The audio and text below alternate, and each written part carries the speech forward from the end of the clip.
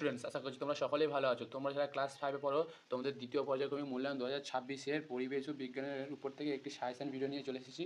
তাই তোমরা ভিডিওটি সম্পূর্ণ দেখো। এখানে যেসব প্রশ্নপত্রগুলো দেওয়া হবে, এই প্রশ্নপত্রগুলো বিভিন্ন স্কুলের প্রিভিয়াস ইয়ারের প্রশ্নপত্র অ্যানালাইজ করে তৈরি করা হয়েছে। তাই যে সমস্ত প্রশ্ন দেওয়া আছে তোমাদের পরীক্ষার জন্য অনেক ইম্পর্টেন্ট। তাই তোমরা কেউ ভিডিওটি স্কিপ করবে না, অবশ্যই শেষ পর্যন্ত দেখবে। আর খাতায় নোট করে নাও, প্রশ্নোত্তরগুলো অবশ্যই মুখস্থ করবে। তোমাদের পরীক্ষায় অনেক হেল্প পাবে, ঠিক আছে? তোমাদের দেখে নাও, প্রথম সম্পূর্ণ পরীক্ষা হবে 30 মার্কে, আর সময় থাকবে 1 ঘন্টা। আর তোমাদের সিলেবাসটা দেখে নাও স্টুডেন্ট, তোমাদের সিলেবাসে কী আছে দেখে নাও। পশ্চিমবঙ্গের সাধারণ পরিচিতি, পরিবেশ ও সম্পদ, আর পরিবেশ ও উৎপাদন, এই করা তোমাদের পরীক্ষা হবে। আর পেজ নাম্বার দেখে নাও 62 থেকে 119। চলো তোমাদের আজকে সেট অন দেবো, দেখে নাও। আজকে তোমাদের সেট অন দেবো, তোমাদের সেট অনে আজকের এমসিকিউ দেবো, দেখে নাও। তোমাদের প্রথম প্রশ্ন কী আছে দেখে নাও। বারাইপুরের কি বিখ্যাত পেয়ারা? তারপরে প্রশ্ন, ভাগীরথী ও জলঙ্গি নদীর মিলনস্থলে কোন শহর অবস্থিত? চৈতন্যদেবের জন্মস্থান কোথায়? নবদ্বীপ। বীরভূম জেলার বোলপুর কিসের জন্য বিখ্যাত? বিশ্বভারতী বিশ্ববিদ্যালয়ে অবস্থিত সেই জন্য, ঠিক আছে স্টুডেন্ট। তারপরের প্রশ্ন দেখে নাও তোমরা, 5 দাগের প্রশ্ন, বক্রেশ্বর তাপবিদ্যুৎ কেন্দ্র কোথায় অবস্থিত? পশ্চিমবঙ্গের রাজধানীর নাম লেখো। কলকাতা। রেল ইঞ্জিন তৈরির কারখানা বর্ধমান জেলার কোথায় অবস্থিত? চিত্তরঞ্জন। পশ্চিমবঙ্গের কোথায় লৌহ ইস্পাত শিল্পকেন্দ্র আছে? দুর্গাপুর। চিংড়িখালি দুর্গের ভগ্নাংশ কোথায় আছে? ডায়মন্ড হারবারে।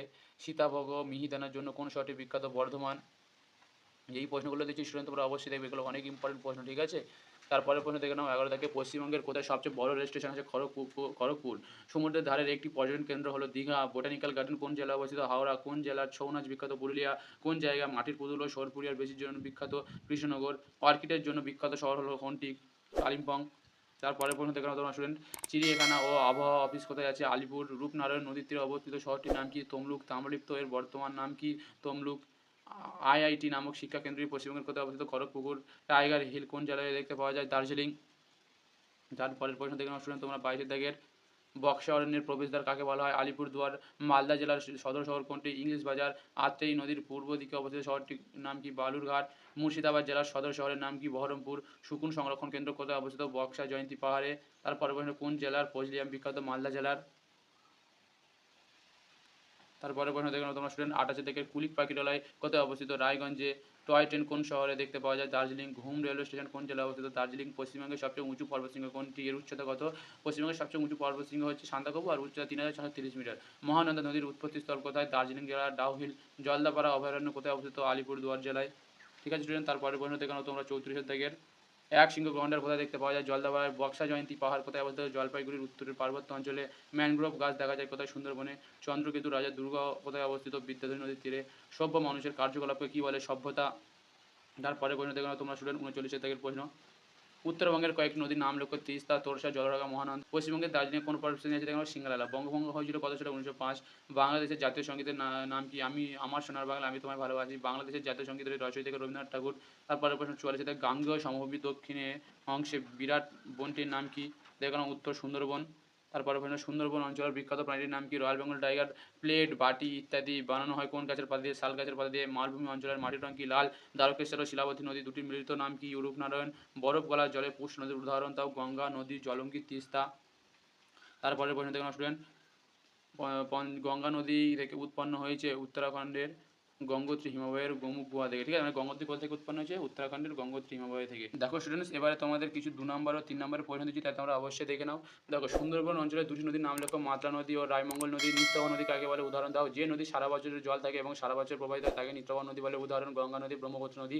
তারপরে প্রশ্ন, পর্বতের মাথায় বরফ জমে কেন? পর্বতের উপরের দিকের উচ্চতা বেশি হয়, সেখানে তাপমাত্রা খুব কম থাকে। এই কম তাপমাত্রার কারণে জল বরফে পরিণত হয়, তাই পর্বতের মাথায় বরফ জমে।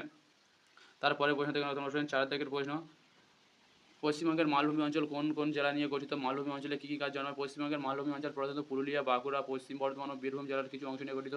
এই অঞ্চলে সাধারণত শুষ্ক আবহাওয়ার জন্য শাল, সেগুন, পলাশ, মহুয়া ইত্যাদি গাছ জন্মায়। তারপরে প্রশ্ন, গঙ্গা নদীর গতিপথ দেখো। গঙ্গা নদী হিমালয় পর্বতের গঙ্গোত্রী হিমবাহ থেকে উৎপন্ন হয়ে উত্তর ভারতীয় প্রবাহিত হয়ে পশ্চিম দিকে প্রবেশ করে।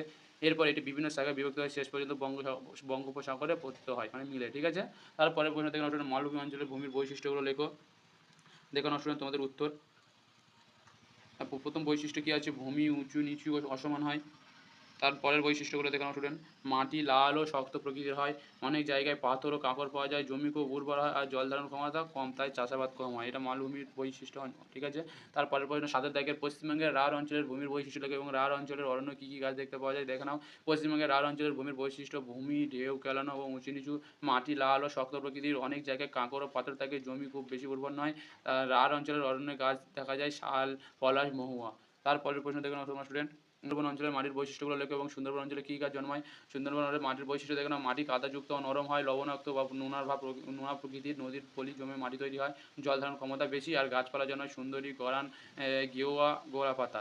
সুন্দরী অঞ্চলের মানুষদের জীবিকা সম্বন্ধে যা জানা লেখো। সুন্দরবন অঞ্চলের মানুষদের প্রধান জীবিকা হলো মাছ ধরা ও মৎস্য চাষ। অনেক মানুষ নদী ও জঙ্গলে গিয়ে কাঁকড়া, চিংড়ি ইত্যাদি ধরে জীবিকা নির্বাহ করে। এছাড়া মধু সংগ্রহ ও কাঠ সংগ্রহ তাদের গুরুত্বপূর্ণ কাজ। কিছু মানুষ কৃষিকাজ করে, তবে লবণাক্ত মাটির কারণে চাষ কম হয়। দেখো স্টুডেন্ট, তারপরের প্রশ্ন তোমরা দেখে নাও। উত্তরবঙ্গের বনভূমির বৈশিষ্ট্য লক্ষ্য। এই অঞ্চলের ঘন ও বিস্তীর্ণ বনভূমি দেখা যায়। এখানে বৃষ্টিপাত বেশি হওয়ায় গাছপালা খুব ভালো জন্মায়। বনভূমিতে বিভিন্ন ধরনের গাছ ও বন্যপ্রাণী পাওয়া যায়। গাছগুলো সাধারণ উঁচু ও চির সবুজ প্রকৃতির হয়। এই অঞ্চলের বনভূমি আর্দ্র ও সজীব হয়। তারপরের প্রশ্ন দেখে নাও। ম্যানগ্রোভ জাতীয় গাছের বৈশিষ্ট্য লেখো এবং দুটি উদাহরণ দাও। ম্যানগ্রোভ জাতীয় বৈশিষ্ট্য দেখে নাও। লবণাক্ত জলে জন্মাতে পারে, কাদামাটিতে ভালোভাবে জন্মায়, শ্বাসমূল মাটির উপরে উঠে আসে, শিকড় থাকে, শ্বাসমূল থাকে, আর তার জোয়ার ভাটার জল সহ্য করতে পারে। উদাহরণ: সুন্দরী, গরান। তারপরের প্রশ্ন দেখে নাও। গরুমারা অরণ্যটি কোথায় অবস্থিত? এখানে কোন কোন বন্যজন্তু বাস করে? গরুমারা অরণ্যটি পশ্চিমবঙ্গের উত্তরবঙ্গের জলপাইগুড়ি জেলায় অবস্থিত। এখানে গন্ডার, হাতি, হরিণ, বন্য শূকর ইত্যাদি বন্যজন্তু বাস করে। তারপরের প্রশ্ন: শ্বাসমূলে ঠেসমূল কাকে বলে দেখে নাও তোমরা স্টুডেন্ট। শ্বাসমূল কাকে বলে? জলভূমি বা কাদামাটিযুক্ত স্থানে জন্মানো কিছু গাছের শিকড় মাটির নিচে পর্যাপ্ত বায়ু পায় না, তাই তাদের কিছু শিকড় মাটির উপরে উঠে আসে এবং বাতাস থেকে অক্সিজেন গ্রহণ করে। এই ধরনের মূলকে শ্বাসমূল বলা হয়। ঠেসমূল কাকে বলে? কিছু গাছের মূল গাছের কাণ্ডের নিচে থেকে চারিদিকে ছড়িয়ে মাটিতে ঢুকে গাছকে শক্তভাবে ধরে রাখে এবং ঝড়ে বা জলে পড়ে যাওয়া থেকে রক্ষা করে। এই ধরনের মূলকে ঠেসমূল বলা হয়। তারপরের প্রশ্ন দেখে নাও শোনো স্টুডেন্ট। তরাই অঞ্চল বলতে কী বোঝো? এই অঞ্চলের মাটি কেমন? তরাই অঞ্চল হিমালয় পর্বতের পাদদেশে অবস্থিত বিস্তীর্ণ নিচু ভূমিকে তরাই অঞ্চল বলা হয়। এই অঞ্চলের বৃষ্টিপাত বেশি হওয়ায় জমি স্যাঁতস্যাঁতে জলাভূমি যুক্ত থাকে এবং অনেক জায়গায় জল জমে থাকে। মাটির বৈশিষ্ট্য দেখে নাও। মাটি নরম ও আর্দ্র প্রকৃতির হয়, পলিযুক্ত বা বালি ও কাদা মিশ্রিত হয়, সে জল ধারণ ক্ষমতা বেশি। টিকা রেখো সতীদাহ প্রথা। সতীদাহ প্রথা ছিল এক প্রাচীন অমানবিক কুপ্রথা। এখানে স্বামীর মৃত্যুর পর স্ত্রীকে জোর করে বা প্রথার চাপে স্বামীর চিতায় জীবন্ত পুড়িয়ে মারা হতো। এই প্রথা সমাজে নারীদের উপর অত্যাচারের একটি ভয়ঙ্কর উদাহরণ ছিল। পরবর্তীতে রাজা রামমোহন রায় এই প্রচেষ্টায় এবং সরকারের আইনের মাধ্যমে এই প্রথা সম্পূর্ণভাবে বিলুপ্ত করে। দেখো স্টুডেন্ট, তোমাদের আজকের এই বড় প্রশ্ন 2 নম্বর 3 নম্বর আর এই এমসিগুলো দিলাম, তোমরা এইগুলো মুখস্থ করবে। এমসিকিউ 1 নম্বরের প্রশ্নগুলো দেওয়া হলো আর 2 নম্বরের 3 নম্বরের প্রশ্নগুলো দিলাম, তোমরা অবশ্যই এই প্রশ্নগুলো রেডি করবে। এর মধ্যে থেকে অনেক প্রশ্ন তোমাদের পরীক্ষায় চলে আসবে। এর পরের ভিডিওতে তোমাদের এই কটা এমসিকিউ আছে আর এই কিছু বড় প্রশ্ন 2 নম্বর 3 নম্বর প্রশ্নগুলো আছে, এগুলো দিয়ে দেবো, হয়ে যাবে। তোমরা এই প্রশ্নগুলো রেডি করে নেবে দুটো সেটের। অবশ্যই তোমাদের দেখবে পরীক্ষায় অনেক কমন চলে এসেছে, তাই তোমরা ভিডিওটি লাইক করে দাও। আর কোন ভিডিও আরও লাগবে তোমরা অবশ্যই কমেন্ট করে জানাবে। আর তোমরা যারা চ্যানেল নতুন, চ্যানেলটি সাবস্ক্রাইব করে নিও, তোমাদের শেয়ার করে দাও তোমাদের বন্ধুদেরকে, যাতে তাদের সুবিধা। ঠিক আছে, ধন্যবাদ।